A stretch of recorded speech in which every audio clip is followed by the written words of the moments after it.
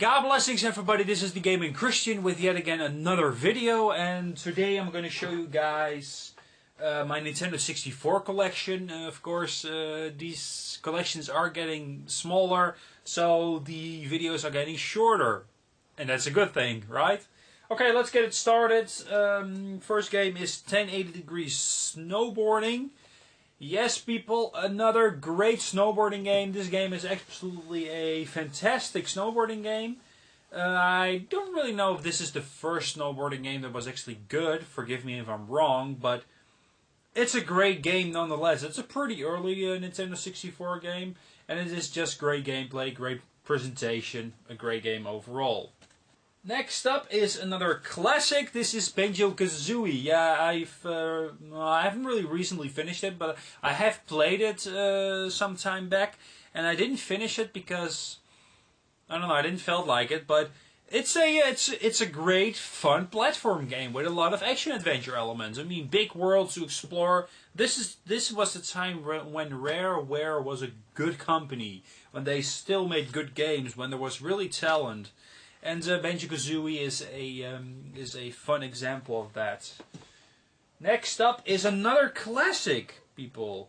Yes, this is another huge classic. This is GoldenEye 007. Yeah, the thing is, there's only the cartridges in here. That's all there is. But yeah, it's a really this is technically a great video game. I cannot call it any differently. It's a great video game. Technically one of the best games ever created. And yeah, you know, if you look at it differently, of course, it hasn't aged well, but come on. I mean, it is all about back in the day. I mean, you want to give this game the wrong treatment? I hope not. Next up is the least good video game of my collection. It's not a bad game, but it's you know, it's a pretty good game. This is Jet Force Gemini. I bought this game because I read it in the magazine once and I was sold. Never saw it, but I bought it because of that specific reason. Because of the reason that I saw it in the magazine and the game seemed like fun. But I've played it and. You need a good working controller to seriously enjoy this game. But I had my doubts of you know, selling it or giving it away to somebody, but you know, I kept it just for the heck of it. Next up is a game I already have for the GameCube, you know, like a remake. This is one of the best games ever. This is The Legend of Zelda: Ocarina of Time. It's more from a technical point of view. Sure, it's debatable, and the best game doesn't really exist, but Edge says that this is the best game ever. And that's quite debatable, really, because there is really no discussion worth. This is truly one of the best games ever, but like I'm saying, it's debatable. I personally think this is one of the best games ever. Edge thinks so. A lot of people think so as well. Even the ones that think that other games are the best games ever are not really surprised that this game is called the best game ever, because I told this to a couple of people, like, oh, what is the best game to their opinion? And I told them, well, oh, it's full of dust. I told them, well, Zelda: Ocarina of Time, and they're like, yeah, okay, it's you know, so Zelda: Ocarina of Time. Well, at least it's one of the best games ever. Next up is another great classic. This is also from Rareware when they were still good. This is Perfect Dark. Yes, this game is sort of like a sequel, but not really. This is not really a sequel to GoldenEye, but it had like the same premise, but the game is improved. I mean, there's a better single player, better gameplay, there are more things to do, more good-looking graphics. This game looked great for its time. I mean, it's a lot what the N64 could do, and Perfect Dark was an example what the Nintendo 64 had in you know, can do. Yeah, I'm sorry, my English. What the N64 have as power, you know, of the graphics, and Perfect Dark is a great example of that. But like I'm saying, I mean, GoldenEye became first, so GoldenEye is technically better, but Perfect Dark is improved, but it came later, so. Next up is a game that was also this game. I'm not going to show you guys yet. This game was in the top 100 best games ever made by Edge. And Pilotwings 64 is that game, like I'm holding it in my hands.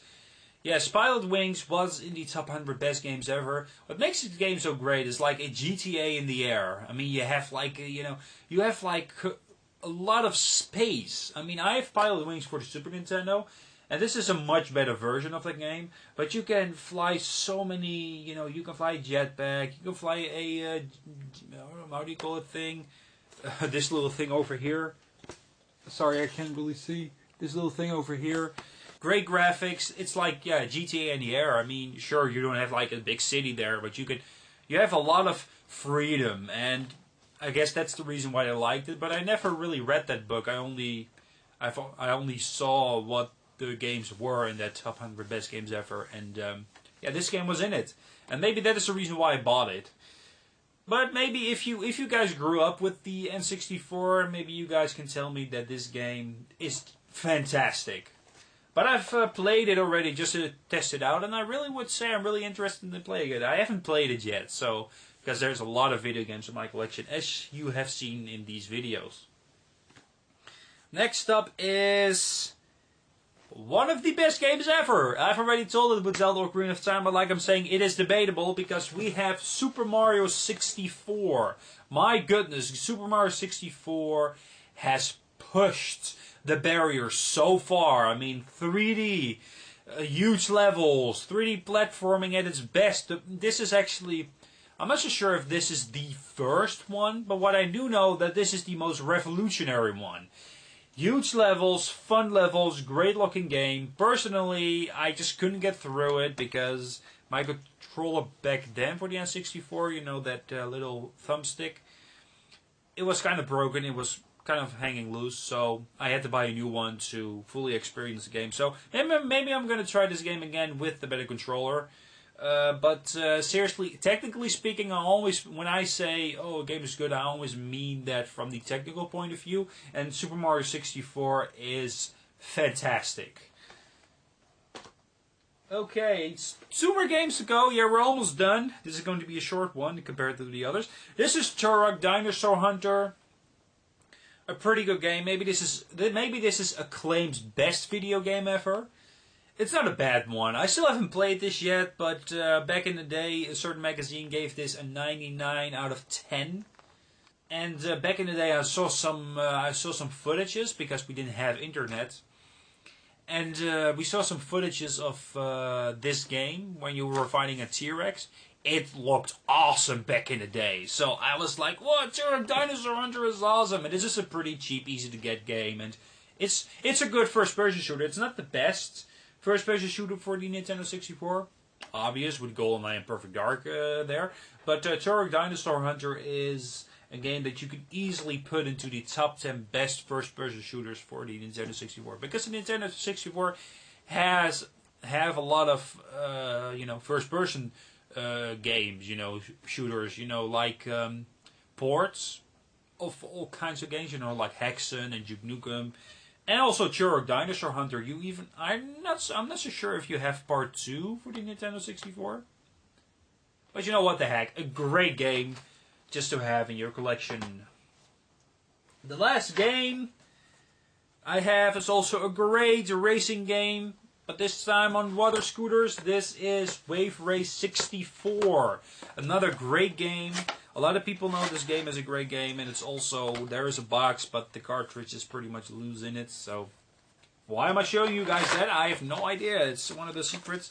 But yeah, Wave Race 64, this is also one of the games I still have to play. But, yeah, what else can I say? A great racing game nonetheless. I've played this with a friend of mine. It's a pretty realistic racing game for its time, and it depends on what where you race with, But yeah, this is Wave Race 64. Okay, I don't have loose cartridges. These are all the games I have for the Nintendo 64. They're all in box. I'm always looking for Nintendo 64 games that are still in the box. So I'm seriously looking for that. I really want to thank you guys for watching. This is one of my shorter videos. I think my last video was shorter than this one. I think the Mega Drive version. I'm not 100% sure. Please forgive me if I'm wrong. I try to make videos as short as possible because there's a lot of video games. I really have to tell something about it. Blah blah blah blah blah. Alright, thank you so much for watching, you guys. God blessings, and I'll see you guys the next time with some more gaming videos and some collections. And that was the neighbor smashing the door. Goodbye.